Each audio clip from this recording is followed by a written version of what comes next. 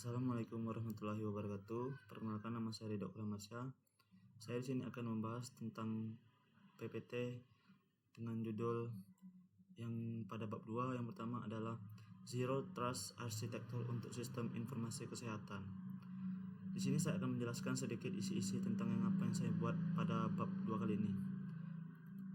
Yang pada pertama bab 1 ada pendahuluan. Di pendahuluan ini ada tiga isinya. Yang pertama, pergeseran dari sistem manual ke digital dalam sektor kesehatan. Yang kedua, ancaman utama terdiri dari pencurian data pasien, insider threats, dan keamanan sistem. Yang ketiga, perlunya pendekatan baru, Zero Trust Architecture atau ZTA. Dari pendahuluan lanjut kita ke tujuan penelitian. Yang pertama, mengidentifikasi relevansi ZTA dalam sistem kesehatan. Yang kedua adalah merancang arsitektur keamanan berbasis Zero Trust. Dan yang terakhir ada mengembangkan metodologi untuk melindungi data pasien dari akses tidak sah. Terus dari tujuan penelitian, di sini ada metode penelitian. Yang pertama, kriteria studi berisi fokus pada arsitektur sistem informasi kesehatan dan keamanan data. Yang kedua, strategi pencarian, analisis jurnal dari sumber bereputasi tinggi seperti IEEE, Springer, dan Scopus. Yang tiga, proses seleksi, menyaring studi yang relevan berdasarkan kebijakan National Institute of Standard and Technology atau NIST. Di sini model arsitektur Zero Trust. Yang pertama, RMA telah diterapkan di berbagai fasilitas kesehatan. Yang kedua, dampak positif terhadap efisiensi dan akurasi data. Yang ketiga, beberapa fasilitas masih menggunakan metode manual. Penerapan ZTA pada database rekam medis. 1.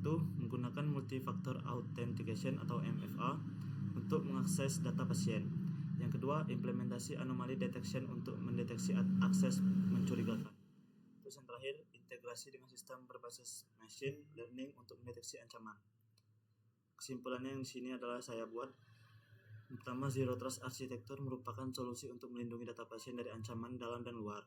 Yang kedua, dibutuhkan komitmen dan investasi teknologi dalam implementasi di sektor kesehatan. Yang terakhir, masa depan keamanan sistem kesehatan bergantung pada penerapan ZTA dan teknologi canggih lainnya.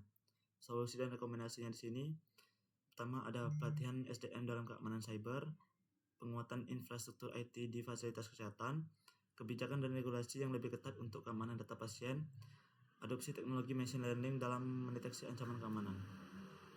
Lanjut dari bab 2, sini saya langsung untuk menjelaskan bab 3 ya teman-teman, karena berhubungan untuk menyangkut langsung. Bab 3 pada kali ini saya mengambil judul Implementasi Rekam Medis Elektronik di Indonesia. Dimulai dari pendahuluan. Yang pertama, peran rekam medis dalam layanan kesehatan. Yang kedua, tantangan akibat pencatatan manual. 3. Pentingnya transformasi digital di sektor kesehatan. Tujuan penelitiannya di sini, yang pertama menganalisis implementasi RMA di Indonesia.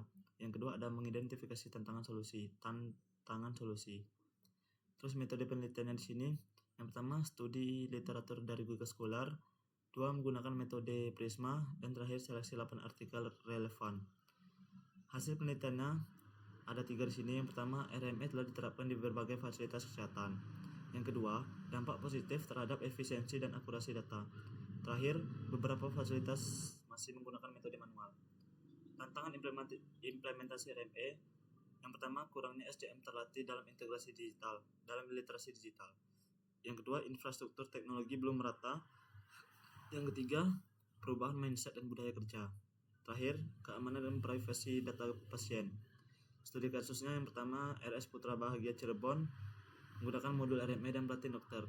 Yang kedua, Puskesmas Kartasura, analisis kesiapan dengan CAFP.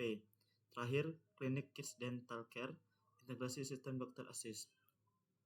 Kesimpulannya pada kali ini, yang pertama, implementasi RMA membawa banyak manfaat. Yang kedua, diperlukan perbaikan dalam aspek SDM, infrastruktur, dan kebijakan. Terakhir, digitalisasi rekam medis adalah langkah penting dalam meningkatkan layanan kesehatan di Indonesia. Solusi dan rekomendasinya di sini, yang pertama, peningkatan pelatihan tenaga medis. Kedua, standarisasi kebijakan dan regulasi. Ketiga, penguatan infrastruktur IT dan keamanan data. Terakhir, dukungan dari pemerintah dan swasta. Saya rasa cukup sekian atas penjelasan dari PPT yang saya buat pada bab 2 dan 3 kali ini. Terima kasih atas perhatiannya. Saya ucapkan terima kasih.